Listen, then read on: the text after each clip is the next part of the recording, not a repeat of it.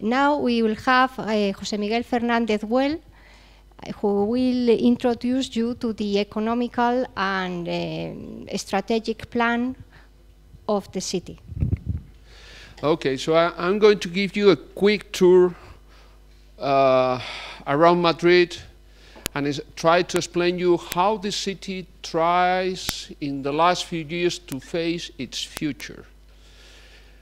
I'm not going to tell you how the future is going to be. You know, that's foresight, and that's not an exercise I'm going to do right now here, but I will try to explain you how this city made several reflections about its future development. Okay? Sometimes I may stop because I have a big throat ache, so once in a while I'll have to breathe, but anyway, I'll try to be here for another 30 minutes. So, let's go ahead and we'll explore in the first thing is how Madrid is positioned in different urban systems. You have to think that this city didn't think much about its future in a wider urban system because until 1986 we were not in the European Union. So after that year that we became a full member of the Union, we began to worry about how this city was positioned in a bigger urban system. Until then, you know, we were worried about our position, dominant position in Spain. And all the worries were how we were competing with Barcelona, you know, soccer teams, in economic positions, and even from a social and cultural point of view. But this thing changed very much when we got in the European Union. And at that time, I began to work in the late 80s for the strategic plan of Madrid that was undertaken by the municipality. And we started to have a look how Madrid was playing in bigger leagues, you know. These are data from 2010, but 20 years ago, we were also looking to this kind of studies, you know. It's interesting, although the statistical basis can be debatable, you know, because the consulting firms that they make this kind of studies, they always change the numbers according to the interest of the clients, of the customers. But anyhow, assuming, you know, that these data, you know, are rigorous, you know, we usually get this kind of picture. You know, we have big global cities in the global urban system, and usually in the first rank appear cities like New York, London, and Tokyo. You know, usually Paris, Chicago, and other cities, you know, that appear in this map, you know, occupied the second rank position. But we began to look at these maps, and we saw that Madrid was positioned in a second ranking, which wasn't bad, but we were pretty far away, you know, for cities like Paris and London in Europe. When we made this exercise in the late 1980s, let's say that the Madrid position in the global rank was even lower. If we have a look to some tables, we'll see that nowadays, 2010, you know, in the top positions appear New York and London, because probably they are important financial centers, and the financial position always, you know, makes a difference in this kind of rankings. Second positions, we get cities like Paris, Tokyo, you know, besides some other ones. And in the third position appears Madrid, which is not bad. It's a relatively good position considering the global system. Our closer competitor, like Barcelona in the Iberian Peninsula, it goes down to the other ranking level. You know, so, you know, this is arguable, you know, whether these kind of rankings are of use, but businessmen use them a lot. So for making marketing of a city, having a look to these rankings is important. For academicians, they are not very, accountable, but for politicians, these kind of studies are very important. And Madrid politicians, they have a closer look always to this kind of studies. The other scale to position Madrid is, of course, the European Union. And we have to go back to a classical study that it was done by a French group of researchers in 1989. This group of researchers was called Reclus Dattard. They were also located in the University of Montpellier. And for the first time, they made a comprehensive study about the type and position of European cities at that time. Of course, we still have the Berlin Wall working, so this was prior, to that event. At that time, in 1989, we had what it was called the blue banana, because it was, colored in a blue color in some other graphics, that it was the major center of activity in Europe. It went from the southern part of England, it crossed the heart of the European continent, and it went until the Lombardia in Italy. Then they identified, this group of French researchers, another important axis of development, what it was called the Mediterranean arc, that was, of course, influencing an important part of Spain. And we had, as you may know, because this is a very well-known study, another underdeveloped axis, like, the northern, I wouldn't know how to translate it, but it was, mature, industrialized regions in Europe. They were having development problems at that time, and of course, the southern regions of the continent.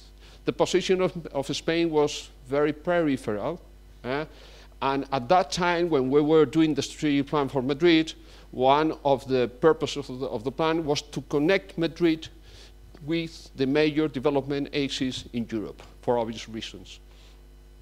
We thought at that time, we were very excited about this kind of studies, but we thought that since urban systems, they have a very strong inertia, this wouldn't change very much in the coming years.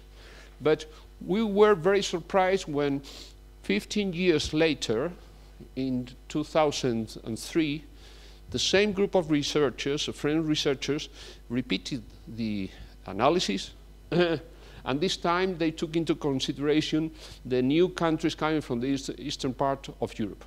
And surprisingly, in only 15 years, we began to notice that a lot of major changes were happening in the European urban system.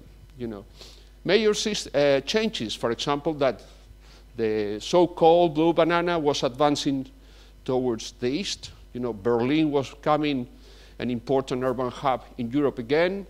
The same with Prague, Vienna, that were not so much integrated in the prior study. Also, the Mediterranean arc was growing towards the south, and that was, of course, benefiting very much Spain, because we were finally integrated into the major development force in Europe.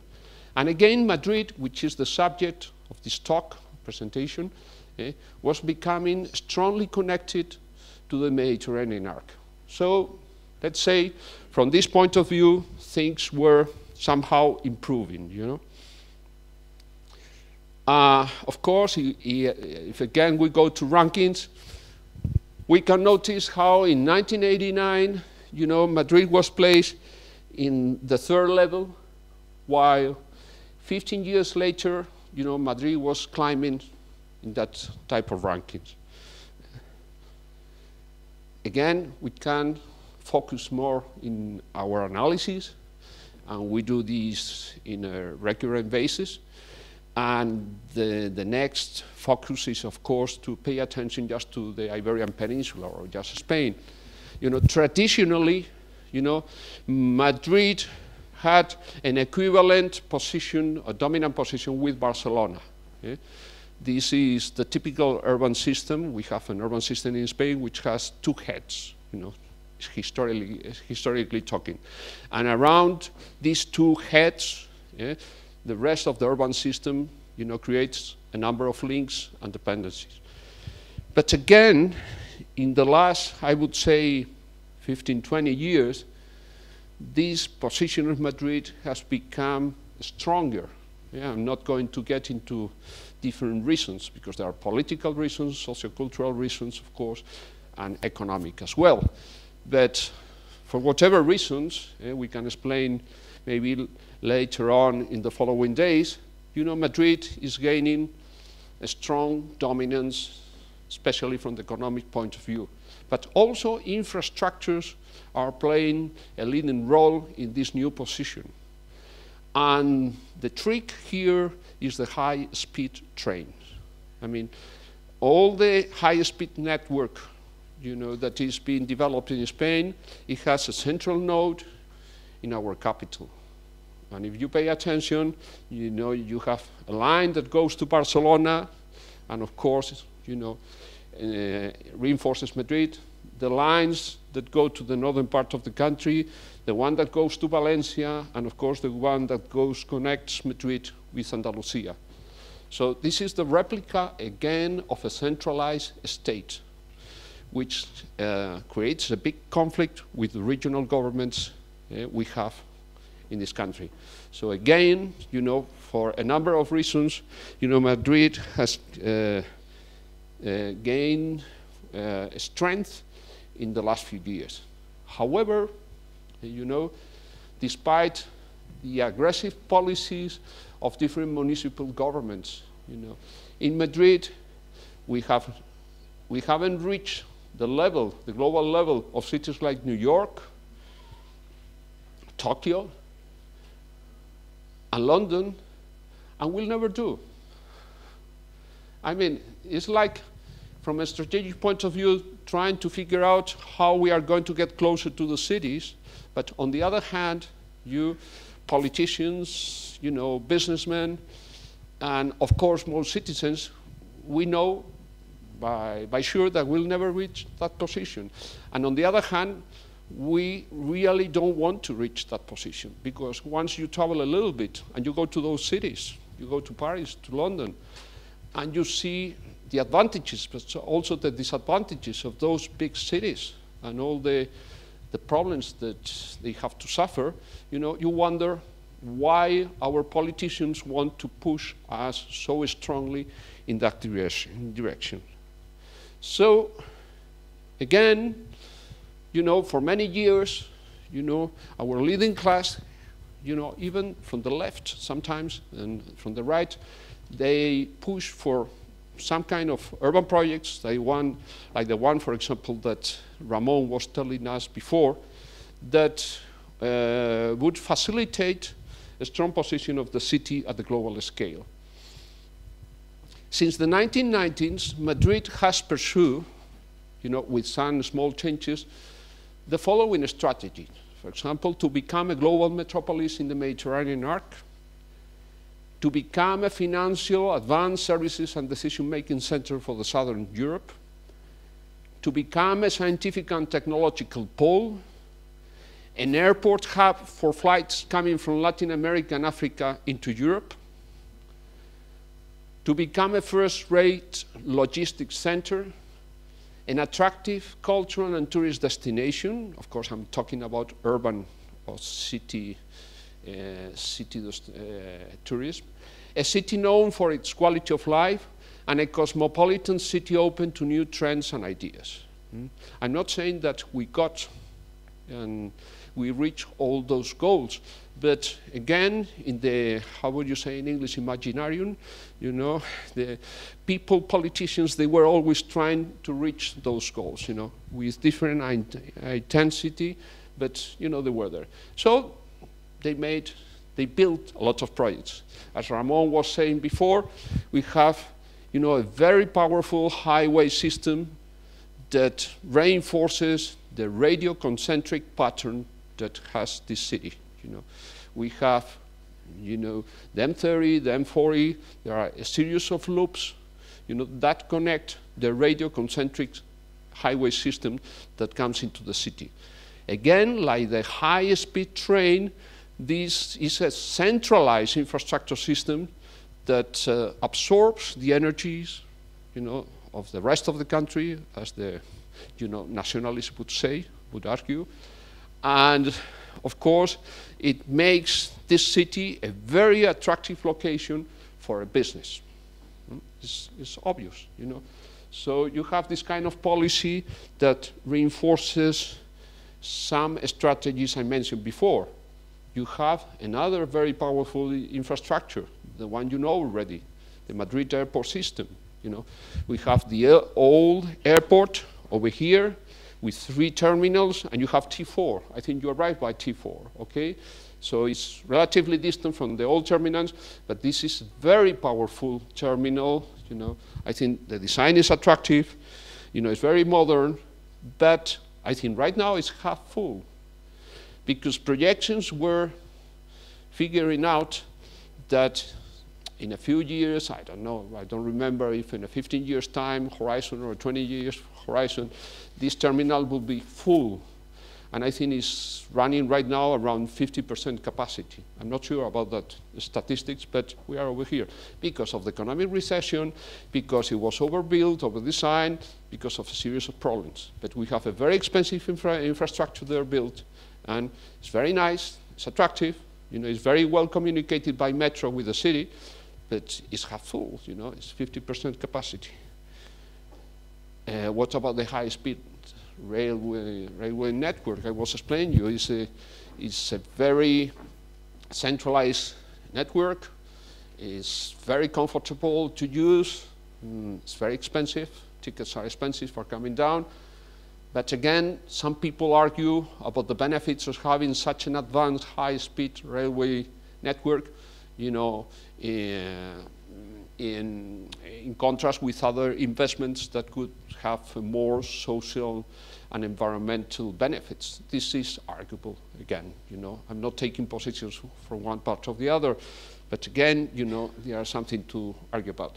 We have, I think, a very good regional railway network, This is not the metro, this is just the railway that takes you from the city, from the downtown area, to the metropolitan area. So we have a good coverage. It could be improved, but again, it's a very, I would say, efficient, system. The metro is also very widespread, very modern. Again, there is plenty of room for improvement, but we don't argue about that. I think we are happy with the metro system we have. The question is whether we are going to be able to pay for it in the coming years because of the economic recession. We'll see. And then there are some interventions. I mean, I just put in some examples. I'm not doing exhaustive analysis, but it's been a lot of investment for refurbishing the downtown area, especially historical districts, and also some efforts have been made also in other districts like the Gran Via. I think this is an interesting place to visit. There are some similarities with Broadway, and maybe, I don't know, Soho, Piccadilly in London, and it's something to see, And I don't have photographs from the neighborhoods, because you are going to be working in a kind of, middle, lower class neighborhood during the coming days, okay? But, these are interesting interventions. And of course, the latest, I would say, cry in architecture, this is our new business center. It was out of the downtown area. It was trying to cover or to be located in a new growth axis, well connected with the airport, well connected with the old business district. But again, the economic crisis came, and I don't know how occupancy rates are in these towers, but probably 50%, 40% occupancy, or. So again, we are waiting for an economic recovery to see this center to be alive again. There are some dead projects, like the campus for the Justice Campus, you know, we call it the Campus de Justicia aquí, is where all the legal offices were supposed to be concentrated, located. You know, we have a very fancy buildings here, but I think only one building is going to be built or is under construction. The rest are stopped. So, just for finishing my presentation, these are, you know, brilliant, attractive, and mostly unsuccessful projects that are underway. And this is happening because we have important uncertainties for the future, you know. Things have changed a lot. So by 2006, Madrid was betting to play in the Prime League of cities. That was, you know, the major bet of politicians. But in 2007, the economic crisis came in and stayed on. We are still on it. So things are going very, very slow. Just to give you some economic figures, you have the unemployment rate in Madrid. You know, we were close to 6% unemployment around 2007, which was great for Spanish average standards. But then, now in the region of Madrid, this is not the city, this is just the region, we'll be reaching probably right now 19%.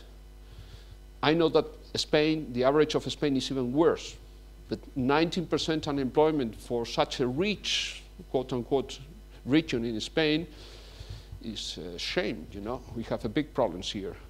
So, what about the mega city we wanted to build in Madrid? You know, does it make any sense? People, when talk about mega cities, they think it's a fancy and desirable city, a thing to live in. And we have really real doubts about that, you know. The problem is that mega cities can become trendy.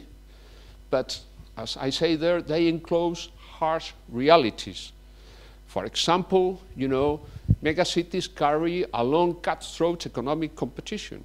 You know, economic life in a megacity is very tough. You know, living in New York is interesting. If you are young, you have a high income level, but if you are middle class, not saying low class, middle class, and you have a family of 2 or 3 kids, a wife, and living in New York can be hell, you know. So, I mean, you know, competition is tough. They produce abysmal social imbalances. They generate irreversible environmental impacts, as you know, and also they demand sophisticated governance models. But because becoming a mega city in the Western world is not easy. And governing, managing a mega city is very difficult. You need very advanced and sophisticated governance models. And that's not always easy to get and implement. So, Madrid's dilemma, you know, do we want to become a global city and then become also an unsustainable city? That's the big question for people living in Madrid. So we have, I would say, or it had happened in the past, a significant divorce between politicians and citizens. You know, now economic crisis, I think, is bringing in reality, you know, and pragmatism. And maybe, you know, we won't care so much about becoming a global city, but a livable and sustainable city from the economic, social, environmental, and political point of view. Okay, thanks a lot.